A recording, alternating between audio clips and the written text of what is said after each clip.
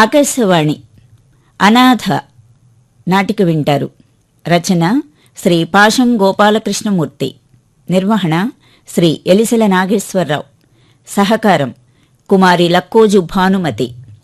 ఇందులో పెద్దమ్మ శ్రీమతి మట్టా విజయలక్ష్మి, సుధాకర్ శ్రీ పి శ్రీనివాసరావు, సుమిత్ర శ్రీమతి అమ్మన్న విజయలక్ష్మి, కిరణ్ శ్రీ ఎమ్మిల శ్రీనివాసరావు, సీతమ్మ శ్రీమతి చువుకుల ఉమాదేవి, మున్సిపల్ ఉద్యోగి శ్రీ ఆళ్ల యోగానందీశ్వరరెడ్డి. వినండి అనాథ నాటిక.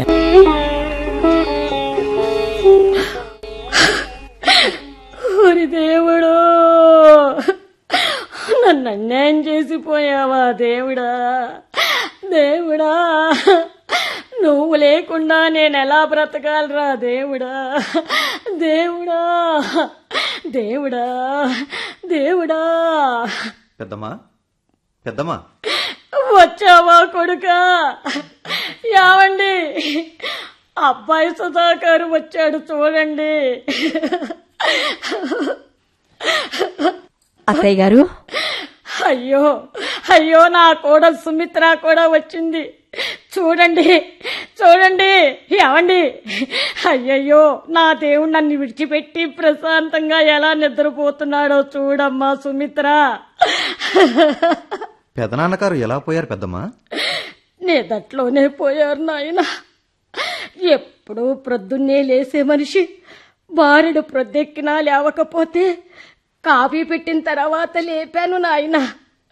ఇంకెక్కడ కాఫీ నాయన, అది తాగటానికి ఆయన లేస్తేగా వెంటనే నీకు ఫోన్ చేయించాను నాయనా. అయ్యయ్యో అత్తయ్య గారు, మావయ్య గారు తలవైపు దీపం మలిగేట్లుగా ఉంది. నేను సరిచేస్తాను. అన్నట్టు ముక్కుల్లో దూది పెట్టలేదేమిటండి? కుళ్ళటం మొదలైందనుకుంటా. బా, వాసన వస్తోంది. నా తల్లే నా తల్లే, అదుగు ఆ గూట్లో దూదుంది, తీసుకొచ్చి పెట్టమ్మా. అలాగే అత్తయ్య. ఎంతైనా నా కోడలికి ఎంత బాధ్యత. మీ మామయ్య గారు అప్పుడప్పుడు అంటుండేవారు, నా అన్న కోడలైనా నా సొంత కోడలతో సమానం అని. కాదు కాదు, నా సొంత కూతురు లాంటిది అనేవారు. అంతేకాదు, సుమిత్ర కజ్జికాయలు ఎంత బాగా చేస్తుందో ఒకసారి పిలిపించవే అనేవారు. నీ చేత్తో వండిన కజ్జికాయలు తినకుండానే పోయారమ్మా మీ మావయ్య. ఊరుకోండి అత్తయ్య గారు, ఊరుకోండి. ఎంత ఏడిస్తే మాత్రం పోయిన వారు తిరిగి వస్తారా? గుండె దిటవు చేసుకోండి అత్తయ్య గారు. నాకున్న ఒక్కండా పోయిన తర్వాత నేనెవరి కోసం బతకాలి, ఎందుకు బతకాలమ్మా? ఆ దేవుడు నన్ను కూడా తీసుకెళ్తే బాగుండును కదా. పెద్దమ్మా, అవే మాటలు. నీకు అండలేకపోవడం ఏమిటి? నీ కొడుకు నేను లేనా? నీ కోడలు లేదా? అత్తయ్య గారు, ఇంకోసారి మీరు ఇలా మాట్లాడితే నేను ఊరుకోను. నేనేమన్నానమ్మా? అదే, నాకెవ్వరూ లేరు, నేను అండలేని దాన్ని అనే మాటలు ఇంకొకసారి అన్నారంటే నా కోపం వస్తుంది, తెలుసా? నా తల్లి నా తల్లి, నిజమేనమ్మా. నాకెవరూ లేకపోవటం ఏమిటి? మీరు లేరు, ఇంకెప్పుడు అలానలేమ్మా. అవును పెద్దమ్మా, ఇక్కడెవరూ లేరేంటి? చుట్టుపక్కల వాళ్ళు ఎవరు నిన్ను పలకరించడానికి రాలేదా? అయ్యో, రాకపోవటం ఏమిటి నాయనా, అందరూ వచ్చారు.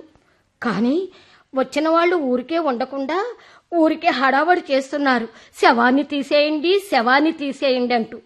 అప్పుడు నేనేమన్నానో తెలుసా? కాస్త ఆలస్యమైనా నా కొడుకొస్తాడు, అతనే నా భర్తకు దహన సంస్కారాలు చేస్తాడు అన్నాను. ఆ మాటకి వాళ్ళకి కోపం వచ్చింది నాయనా. కోపం ఎందుకు వచ్చింది అత్తయ్య గారు?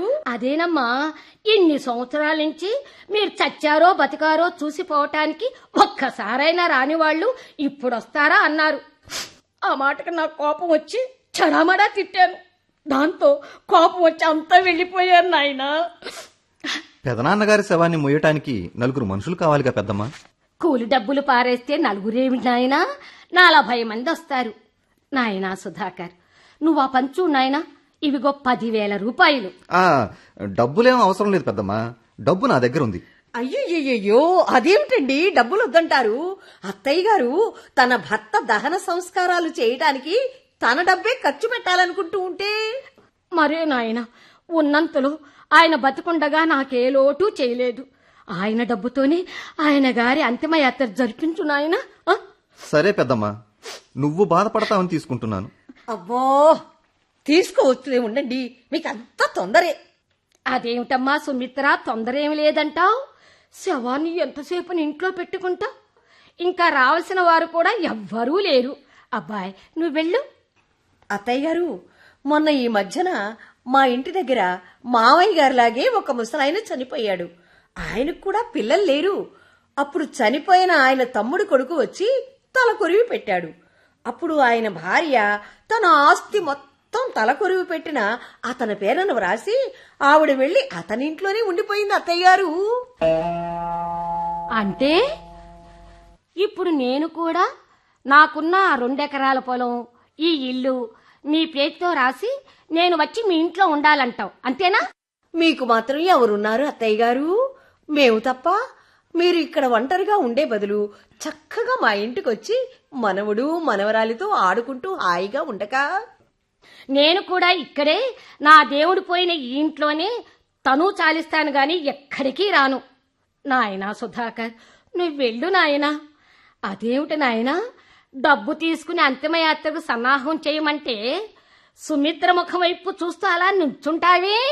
అలాగే వెళ్తాను కాని పెద్దమ్మా, వారసుడినైన నేను పెదనాన్నకు కర్మకాండ నిర్వహిస్తే ఆయన ఆస్తి మొత్తం సుమిత్ర చెప్పినట్లు నాదవుతుందా? అబ్బా, శవాన్ని ముందు పెట్టుకుని ఆస్తులు గోలేమిట్రా సుధాకర్? అవన్నీ తర్వాత మాట్లాడుకోవచ్చు. వెళ్ళు నాయనా. అంతా అయిపోయిన తర్వాత మాట్లాడుకోవడానికి ఏముంటుంది అత్తయ్య గారు? అదేదో ఇప్పుడే అనుకుంటే బాగుంటుంది. సుమిత్ర, ఏమిటమ్మా నువ్వు కూడా? వేళాకోళానికి ఇదా సమయం? ముందు వాణ్ణి వెళ్ళనివ్వు. అయ్యో అత్తయ్య గారు, పెద్దవారు పూజ్యులు, మీతో నేను వేళాకోళం ఆడతానా? అంటే నువ్వు నిజంగానే మాట్లాడుతున్నావా? సీరియస్ గా నిజంగానే మాట్లాడుతున్నాను అత్తయ్య గారు. సరే, ఇంతకీ నువ్వు చెప్పేదేమిటో కాస్త అర్థమయ్యేలాగా వివరంగా చెప్పు. ఇంకా వివరంగా చెప్పేదేముంది అత్తయ్య గారు? మావయ్య గారు తన తదనంతరం ఉన్న ఆస్తి మీకు చెందేటట్లుగా వ్రాస్తారు కదా, అలాగే ఇప్పుడు మీరు ఆస్తి మొత్తం మా పేరుతో వ్రాయండి అత్తయ్య గారు. నేను బ్రతుకుండగా ఎలా రాస్తానమ్మా? చనిపోయిన తర్వాత వ్రాయలేరు కాబట్టి. నిజమే పెద్దమ్మా, ఒకవేళ నువ్వు ఆస్తి నీ తదనంతరం అని వ్రాసినా మన దాయాదులు మాకు వాటా ఉందంటూ వస్తారు. అప్పుడు అందరం సిగపొట్లు పట్టాలి. అందుకని ఉన్నదంతా మీ పేరుతో రాసి నేను అడుక్కు తినాలా? అయ్యయ్యో, అంత కర్మ మీకెందుకు పడుతుంది అత్తయ్య గారు? మిమ్మల్ని కాలు కింద పెట్టకుండా చూసుకోవడానికి మేము లేవటండి. అయ్యో, ఇంతవరకు మీ ఉద్దేశం ఏమిటో నాకు అర్థం కావటం లేదు. పిచ్చి పెద్దమ్మా, ఇందులో అర్థం కాకపోవడానికి ఏముంది చెప్పు. సింపుల్. విషయం అర్థం కాలేదా?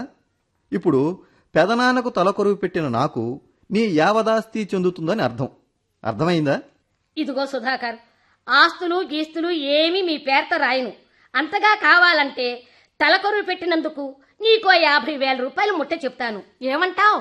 ముష్టి వేస్తున్నారా అత్తయ్య గారు? అమ్మా సుమిత్ర, నీకు ముష్టి వేసే స్తోమత నాకెక్కడదమ్మా? నువ్వు లక్షాధికారి బిడ్డవు. అయినా ముష్టి ఎవరైనా వేల రూపాయలు వేస్తారా ఏమిటి? అలా ఎవరికైనా నువ్వు వేస్తావేమో కానీ నేను వెయ్యలేనమ్మా. 50,000 రూపాయలు ముష్టంటే మాటలా? అబ్బా పెద్దమ్మా, పెద్దదానివి, వయసైపోయిన దానివి, ప్రస్తుత పరిస్థితులు అర్థం చేసుకోకుండా మాట్లాడతావే. అంటే ఏమిట్రా నువ్వనేది? నువ్వు ముసల్దాని అయిపోయావు, నీకు డబ్బు ఆస్తి ఎందుకు అనేగా? నిజం అదేగా పెద్దమ్మా. వయసు అయిపోయినా వయసులో ఉన్నా ఈ రోజుల్లో ఎవ్వరూ ఎవరిని చూడటం లేదు నాయనా. చివరికి కడుపును పుట్టిన బిడ్డలు కూడా అదే డబ్బుంటే అందరూ ఎక్కడ లేని ప్రేమ వలకపోస్తారు, అత్తయ్య చక్కయ్య అంటూ. అంటే మీ ఉద్దేశం నాది నిజమైన ప్రేమ కాదేనా అత్తయ్య గారు?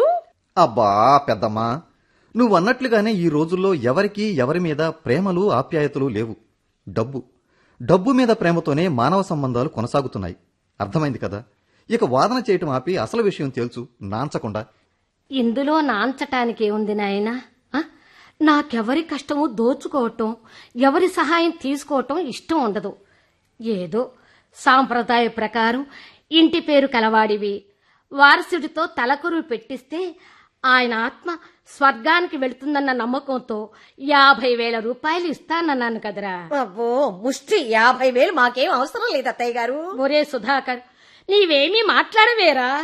అలా బెల్లం కొట్టిన రాయిలా నిలబడి చూస్తావేమిట్రా? నేను మాట్లాడుతున్నానుగా, ఇంకా ఆయనేం మాట్లాడతారు? చూడమ్మా సుమిత్ర, తలకొరువు పెట్టేది వాడా నువ్వా? నా అనుమతి లేకుండా ఆయన తలకొరివి పెడతాడని మీరెలా అనుకుంటున్నారు అత్తయ్య గారు? యారా సుధాకర్, నీ మాట కూడా అదేనా? చెప్పరా. అంటే అంటే మీ ఉద్దేశం ఏమిటండి అత్తయ్య గారు? భార్యాభర్తల్లో భార్యదో మాట భర్తదో మాట ఉంటుందా? మావయ్య గారు మీరలా ఉండేవారేమో కానీ మేం మాత్రం అలా కాదు.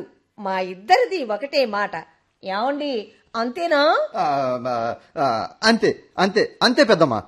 ఎంతకు నువ్వు అనేదేమిటి సుమిత్ర? ఆ? నా కొడుకు, అదే నీ భర్త, చనిపోయిన నా భర్తకి తలకొరి పెట్టాలంటే డబ్బు కావాలి, అంతేగా? సరే, అవసరం నాది కాబట్టి తలకొరివి రేటెంతో మళ్ళీ మళ్ళీ బేరమాడే పని లేకుండా ఒకే రేటు ఖచ్చితంగా చెప్పు. చీచి, బేరం ఏమిటండి అత్తయ్య గారు? బేరం ఇదేమన్నా వ్యాపారమా? మేమేమన్నా సరుకులు అమ్ముతున్నావా? అలా మాట్లాడతారు ఏమిటండి మరీ విచిత్రంగా? పెద్దమ్మా, నువ్వు అలా బాధపడి నిష్ఠూరంగా మాట్లాడితే నాకేం నీ డబ్బు అవసరం లేదు తెలుసా? నాకెవరి కష్టం ఉంచుకోవటం ఇష్టం లేదన్నానుగా నాయనా.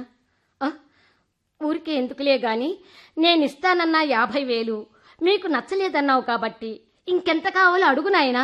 కాదు అడగండి నాయనా. మళ్ళీ మళ్ళీ అడిగేదేముంది అత్తయ్య గారు?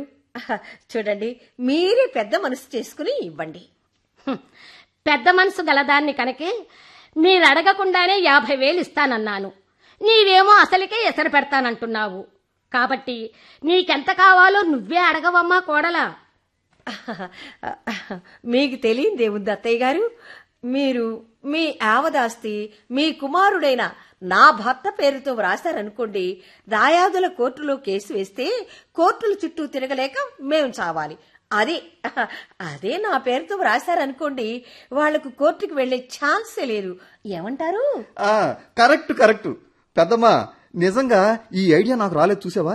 సుమిత్ర చెప్పింది చాలా కరెక్టు. అలా చెయ్యి పెద్దమ్మా, ఏ గొడవ ఉండదు. నేను ఆస్తి మీ పేరుతో రాయనుగాక రాయను. మీ ఇంటికి కూడా నేను రాను. ఇంతటితో ఈ విషయం విడిచిపెట్టి ప్రస్తుతం నేను ఇస్తానన్న 50,000 తీసుకుని పని ముగించుకుని వెళ్ళండి. అర్థమైందా? ఇదే మీ చివరి నిర్ణయమా అత్తయ్య గారు? అవును, ఇదే నా చివరి నిర్ణయం, స్థిర నిర్ణయం కూడా. అబ్బా పెద్దమ్మా, నువ్వు కూడా ఏమిటే తెగిందాకా లాగుతావే? తెగిందాకానా అంటే తెంచుకుందామని అనుకుంటున్నావురా? ఒరే సుధాకర్, చిన్నప్పుడే మీ అమ్మ చనిపోతే నిన్ను నేను పెంచానురా ఈ చేతులతో. నీకు తల్లి లేని లోటు తీర్చానురా. కన్న తల్లిని కాకపోయినా పెంచిన తల్లినిరా. ఆ విషయం మర్చిపోకరా నాయనా. అది గుర్తుండబట్టే కదా పెద్దమ్మా, పెద్ద నాన్న చనిపోయారని తెలియగానే ఉన్న ఫలంగా వచ్చాను. కాదు వచ్చాము. నీ పెళ్ళై 10 సంవత్సరాల్లో ముసలాళ్ళం మేము ఎలా ఉన్నావనని ఒక్కసారైనా చూడటానికి వచ్చావురా? అది మరే పెద్దమ్మా. అంటే ఏమిటండి అత్తయ్య గారు మీ ఉద్దేశం? పెళ్ళైన తరువాత అంటే మీ దగ్గరకు ఆయన్ని రాకుండా చేసింది నేనేనా మీ ఉద్దేశం? అబ్బే, అలా వద్దని సుమిత్ర ఎప్పుడూ చెప్పలేదు పెద్దమ్మా. నేనే బిజినెస్ వ్యవహారాల్లో తీరిక లేక రాలేదు. ఇప్పుడు కూడా ఎంతో తీరుగు చేసుకుని రావాల్సి వచ్చింది. మేమేమో మధ్యాహ్నానికి బయలుదేరి వెళ్ళాలి. మీ వ్యవహారం చూస్తుంటే అనవసరంగా వచ్చామేమో అనిపిస్తోంది. అంటే ఏమిటమ్మా నీ ఉద్దేశం? మనిషి చనిపోతే కూడా చెప్పుల్లో కాళ్ళు పెట్టుకుని వస్తారా ఏమిటి? చెప్పుల్లో కాళ్ళు పెట్టుకుని వచ్చినా, కాళ్లల్లో చెప్పులు పెట్టుకుని వచ్చిన వాళ్ళం ఇక్కడే ఉండిపోగా వెళ్ళక తప్పదుగా అత్తయ్య గారు. వెళ్ళండమ్మా, వెళ్ళండి. నేనేమన్నా మిమ్మల్ని ఇక్కడే ఉండమన్నానా ఏమిటి? ఒకవేళ ఉంటే మాత్రం మీరుంటారా? అత్తయ్య గారు, ఇక ముసుగులో గుద్దులాట వద్దండి. సూటిగా అసలు విషయం చెప్పండి. ముసుగులో గుద్దులాటలా మాట్లాడుతుంది ఎవరమ్మా? నువ్వు కాదు. అసలు విషయం సూటిగా చెప్పాల్సింది నేను కాదు, నువ్వు. అబ్బబ్బబ్బా, మళ్ళీ ఏం చెప్పమంటారు? ఇంతకు ముందేగా చెప్పాను. నేను చెప్పానుగా సుమిత్ర నా అభిప్రాయాన్ని. అంటే ఈ ఇల్లు పొలం నాకు రాయవా పెద్దమ్మా? రాయనుగాక రాయను. సరే పదండి వెళ్ళిపోదాం. ఏం పెద్దమ్మా, వెళ్ళమంటావా? అంటే నా ఆస్తి మీ పేరుతో రాయకపోతే ఆయనకు తలకొరి పెట్టనంటావు, దహన సంస్కారాలు చేయనంటావు, అంతేనా కొడుక? అంతే పెద్దమ్మా. సరే, అయితే వెళ్ళండి రా, వెళ్ళండి. అత్తయ్య గారు, మీరు మతుండే మాట్లాడుతున్నారా? మావయ్య గారికి మా వారు తలకొరివి పెట్టకపోతే ఆయన ఆత్మ పుణ్యలోకాలకు వెళ్ళదు. ఆ విషయం తెలుసా? పుత్రులు లేని వారి ఆత్మ పున్నామ నరకానికి వెళుతుందని. మీకు మాత్రం తెలీదా అత్తయ్య గారు? చనిపోయిన ఆయన ఆత్మ ఎక్కడికి వెళ్తుందో నాకు తెలియదు, కానీ నాకున్న యావదాస్తి మీకు రాస్తే నేను మాత్రం బ్రతికుండగానే నరకం అనుభవించాలి. కాబట్టి చివరిసారిగా చెప్తున్నాను, 50,000 తీసుకుని చేస్తే చేయండి, లేదంటే వెళ్ళండి. ఆ ముష్టి 50,000 మాకేం అవసరం లేదండి. పదండి వెళదాం. బో, ఇంకా ఇక్కడే నిలబడ్డారే, సిగ్గు లేకుండా రండి. వెళ్తున్నాం పెద్దమ్మా. వెళ్ళండి, అందరూ వెళ్ళిపోండి.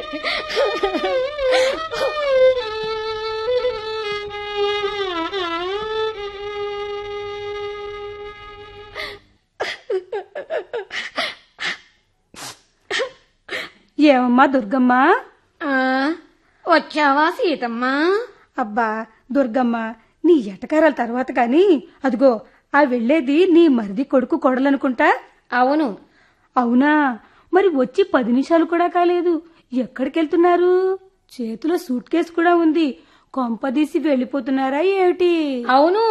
అవునా? అయితే నీ భర్త శవాన్ని ఎవరు దహనం చేస్తారు? ఇంతకీ అసలు వచ్చింది ఎందుకంట, వెళ్ళిపోతుంది ఎందుకంట? అది అది పర్వాలేదులే, చెప్పవమ్మా. ఇన్నాళ్ళ నుంచి పక్క పక్కనే ఉంటున్నావు. నా దగ్గర కూడా రహస్యాలేంటి?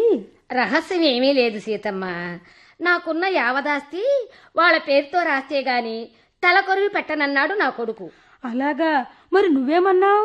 ఇందులో అనటానికే ఉంది, ఉన్నదంతా వాళ్ళకిస్తే నేనేమైపోవాలి, నన్నెవరు చూస్తారు? అందుకని తల కొరి పెట్టడానికి వచ్చిన వారసుడికి ఆస్తి పెట్టనన్నావా ఏంటి? అవును. ఏ ఎంత పని చేశావు దుర్గమ్మ! ఆ? నీకున్నది వారసుడొక్కడే, వాణ్ణి కూడా దూరం చేసుకున్నావు. ఇప్పుడు ఆ శవానికి ఎలా దహన సంస్కారాలు చేపిస్తావు? అంటే ఏమిటి సీతమ్మ నువ్వనేది? నా ఆస్తి వాడి పేరుతో పెట్టి నన్ను ముత్తెత్తుకుని బ్రతకమంటావు, అంతేనా? అదేగా నువ్వు చెప్పేది? అది కాదు దుర్గమ్మ, ఆస్తి తన పేరుతో వ్రాయనన్నావని నీ కొడుకు వెళ్ళిపోయాడు. ఇప్పుడు జరగాల్సిన కార్యక్రమం ఎలా జరిపిస్తావని అడుగుతున్నాను. నేనెలాగో జరిపిస్తానుగా. అదే ఎలాగని అడుగుతున్నాను. అబ్బా, నేనెలాగో జరిపిస్తానన్నానుగా, నన్ను విసిగించుకుంటా వెళ్ళు. ఏమిటమ్మా నీ గడుస్తాను? ఇన్నాళ్ల బట్టి రాని నీ కొడుకు ఇప్పుడు వస్తాడా అన్నందుకు చుట్టుపక్కల వాళ్ళ మీద కూడా ఇలాగే పొట్టాడి అందరినీ పంపించేశావు. ఇప్పుడేమో రాడనుకున్న కొడుకు వచ్చాడు, ఏమీ చేయకుండా వెళ్లిపోయాడు. నువ్వేమో శవాన్ని ఎదురుగా పెట్టుకుని కూర్చున్నావు. శవాన్ని సాగనంపే పని చూడమన్న నాకు ఏవో కుంటి సాకులు చెప్తావా? అబ్బా, నా బాధ నేను పడతాను గాని నువ్వు వెళ్ళు సీతమ్మ. దుర్గమ్మ, నువ్వు అసలు మతుండే మాట్లాడుతున్నావా? ఇంటి పక్క శవాన్ని పెట్టుకుని మమ్మల్ని భోజనం చేయకుండా ఎంతసేపు ఉండమంటావు? ఇదిగో నీ ఇష్టం అనటానికి ఇది నీ ఇంట్లో జరుగుతున్న శుభకార్యం కాదు. ఆ విషయం గుర్తుంచుకుని మాట్లాడు, అర్థమైందా? ఏమిటి సీతమ్మ నువ్వనేది? అంటే నేనేం చెయ్యాలనుకుంటున్నానో నీకు చెప్పాలంటావు, అంతేనా? తప్పకుండా. ఇది ఊరనుకున్నావా, వల్లకాడనుకున్నావా? మాట్లాడితే నా ఇష్టం నా ఇష్టం అనటానికి. ఇదిగో సీతమ్మ, కొద్దిగా నోరు సంభాళించుకుని మాట్లాడు. నీవేమీ నా చుట్టానివి కాదు, పక్కానివి కాదు, అన్ని విషయాలు నీకు చెప్పి చేయటానికి. అసలు ముందు నా ఇంట్లోంచి బయటకు నడు. ఇదిగో దుర్గమ్మ, నీకింత పొగరు పనికిరాదు. నన్నింట్లోంచి బయటకు వెళ్ళమంటావా? నీ కొడుకుతో కూడా ఇలాగే పొగరుగా మాట్లాడుంటావు. అందుకే నీ భర్త శవాన్ని అనాథన చేసి వెళ్లిపోయాడు. అసలు అందరినీ విరోధం చేసుకుని నువ్వెలా నీ భర్త శవాన్ని దహనం చేపిద్దామనుకుంటున్నావు? అసలు నీ ఉద్దేశం ఏమిటి సీతమ్మ? శవాన్ని ఇక్కడి నుంచి తీయలేదనా? నా ఆస్తి నా కొడుకు రాయలేదనా? కాస్త అర్థమయ్యేటట్లు చెప్పు. అది కాదు దుర్గమ్మ, ఏదో నీ కొడుకు అడిగినట్లుగా నీ ఆస్తి వాడి పేరుతో వ్రాసినట్లయితే ఈ పాటికి శవయాత్ర ముగిసేది కదా. సీతమ్మ, నీ మనసులోని ఉద్దేశం ఇప్పుడు బోధపడింది నాకు. అసలు నువ్వు ఎప్పటి నుంచో నా ఇల్లు పక్కనున్న నీ స్థలంలో కలుపుకోవాలనుకుంటున్నావు, అవునా? నేనెలాగో నీకు అమ్మనన్నాను. పట్నంలో ఉంటున్న సుధాకర్ పేరుతో రాస్తే వాడెలాగూ ఇక్కడ ఉన్నాడు కాబట్టి నా ఇల్లు వాడి దగ్గర తక్కువ రేట్లో కొనుక్కోవచ్చు అని, అంతేగా? అయ్యో దుర్గమ్మ, నువ్వు అలా అనుకుంటున్నావా? చీచి, నాకు అలాంటి ఉద్దేశమే లేదు. కాకపోతే వెధవ ఆస్తి కోసం అయిన వాళ్ళని దూరం చేసుకున్నావే అని. అందరూ ఉండి కూడా నీ భర్త శవాన్ని మున్సిపాలిటీ వాళ్ళు దహనం చేయాల్సి వస్తుంది అన్నదే నా బాధ. నా బాధ నేనే పడతానులే కాని సీతమ్మ, నా గురించి నువ్వు ఎక్కువగా బాధపడకు. నీ ఆరోగ్యం చెడిపోద్ది. సరే వెళ్ళరా సీతమ్మ. ఇంతకీ నువ్వేం చేయాలనుకుంటున్నావో చెప్పలేదే? నేనేం చేస్తానో చూస్తావుగా సీతమ్మ. హం, చివరికి నీ భర్త శవానికి మున్సిపాలిటీ వాళ్ళే గతి అనుకుంటా. సరేలే, భగవంతుడు ఎలా రాస్తే అదే జరుగుతుంది. విధిలిఖితం ఎవ్వరూ తప్పించలేరుగా సీతమ్మ. అంతేనమ్మా, అంతే.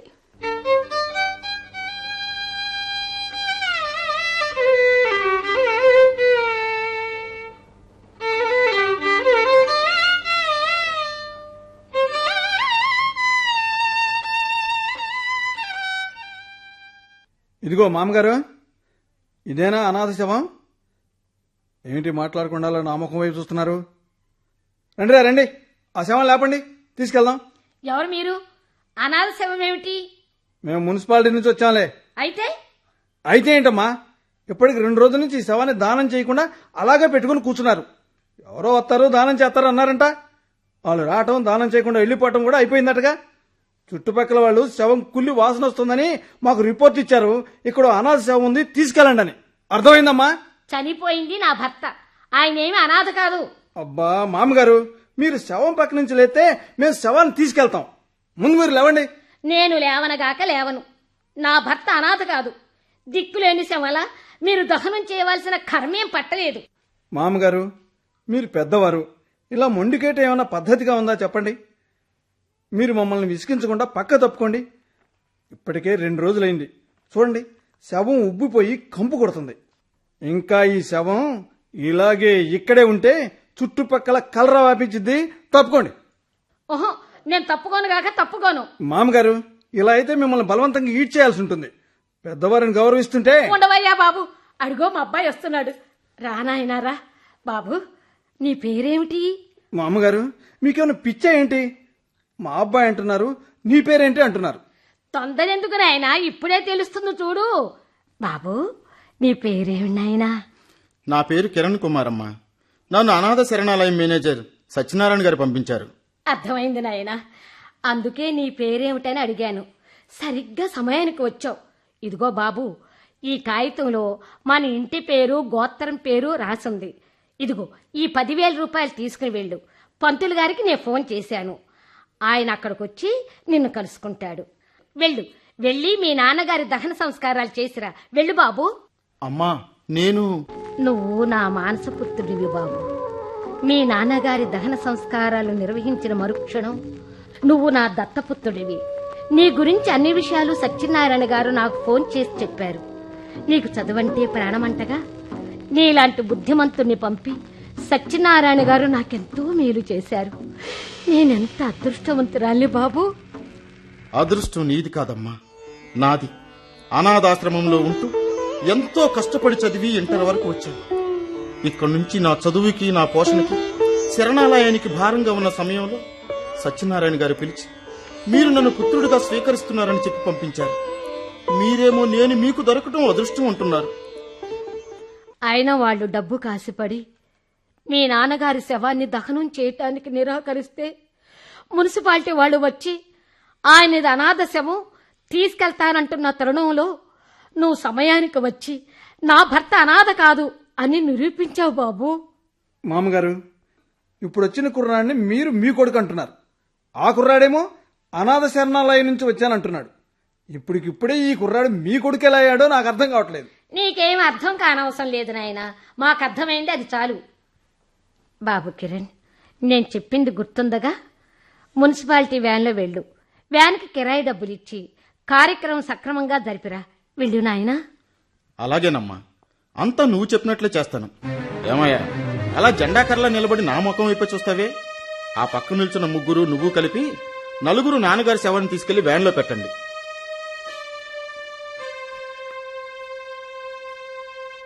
బాబు కిరణ్, అమ్మా. చదువుకుంటున్నావా? అవునమ్మా. ఏమిటమ్మా? ఇవిగో ఈ కాగితాలు చూడాయనా.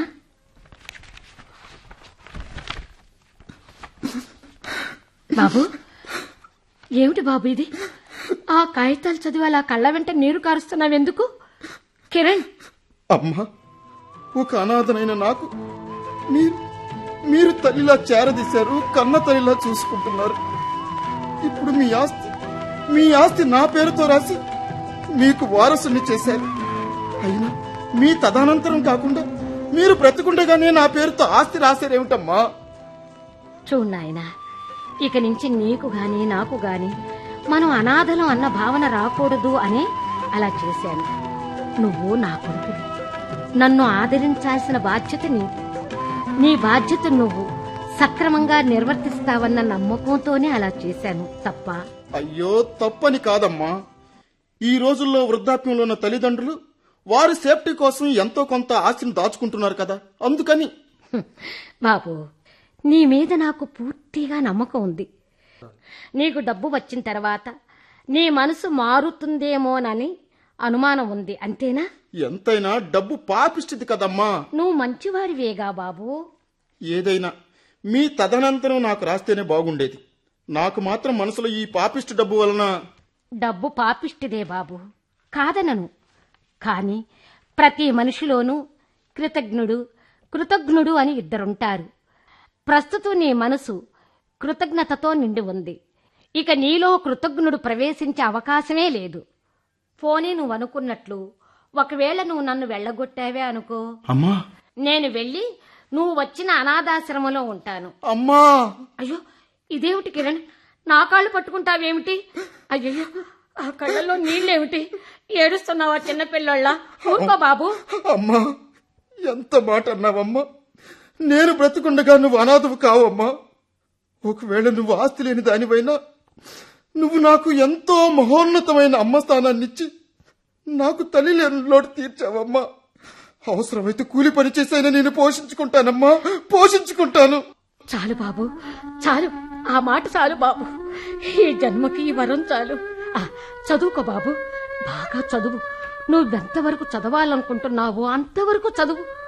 నువ్వు ఏం అవ్వాలనుకుంటున్నావో అంతవరకు చదువు. నీ లక్ష్యాన్ని చేరుకో. డబ్బు గురించి ఆలోచించుకోవద్దు బాబు. ఎంత ఖర్చైనా పర్వాలేదు. చదువు బాబు, బాగా చదువు. చదువుతానమ్మా, చదువుతాను. అమ్మా, అనాథనైన నాకు ఇంతటి అవకాశాన్ని కల్పించిన నీకు ఈ అనాథ వచ్చే జన్మలో నీ కడుపును పుట్టి నీ రుణం తీర్చుకుంటానమ్మా. బాబు కిరణ్, ఇంకెప్పుడు నువ్వు అనాథ అన్నమాట అనకు. నువ్వు కాదు బాబు అనాథవు. డబ్బే ప్రధానమనుకుని కన్నవాళ్లను కట్టుకున్న వాళ్లను దూరం చేసుకుంటున్న వాళ్ళు వాళ్ళ అనాథలు బాబు. డబ్బుండి ప్రేమ ఆప్యాయతలు కరువై మనశ్శాంతి లేక జీవిస్తున్న వాళ్ళు వాళ్ళ అనాథలు బాబు. మనిషిగా జన్మించి మానవత్వాన్ని మరచి దానవులుగా ప్రవర్తిస్తున్న వాళ్ళు వాళ్ళ అనాథలు బాబు. నువ్వు కాదు అనాథవు. బాబు కిరణ్, ఇంకెప్పుడు అనాథవని నువ్వు అనుకోవద్దు, నాతో అనద్దు. నీకు నేనున్నాను, నాకు నువ్వున్నావు, సరేనా? సరేనమ్మా. అమ్మా! బాబు! అమ్మా! మీరింతవరకు అనాథ నాటిక విన్నారు. రచన శ్రీ పాశం గోపాలకృష్ణమూర్తి. ఇందులో పెద్దమ్మ శ్రీమతి మట్టా విజయలక్ష్మి, సుధాకర్ శ్రీ పి శ్రీనివాసరావు, సుమిత్ర శ్రీమతి అమ్మన్న విజయలక్ష్మి, కిరణ్ శ్రీ ఎమ్మిల శ్రీనివాసరావు, సీతమ్మ శ్రీమతి చువుకుల ఉమాదేవి, మున్సిపల్ ఉద్యోగి శ్రీ ఆళ్ల యోగానందీశ్వరరెడ్డి పాల్గొన్నారు. నిర్వహణ శ్రీ ఎలిసెల నాగేశ్వరరావు. సహకారం కుమారి లక్కోజు భానుమతి. ఈ కార్యక్రమం ఆకాశవాణి విజయవాడ కేంద్ర సమర్పణ.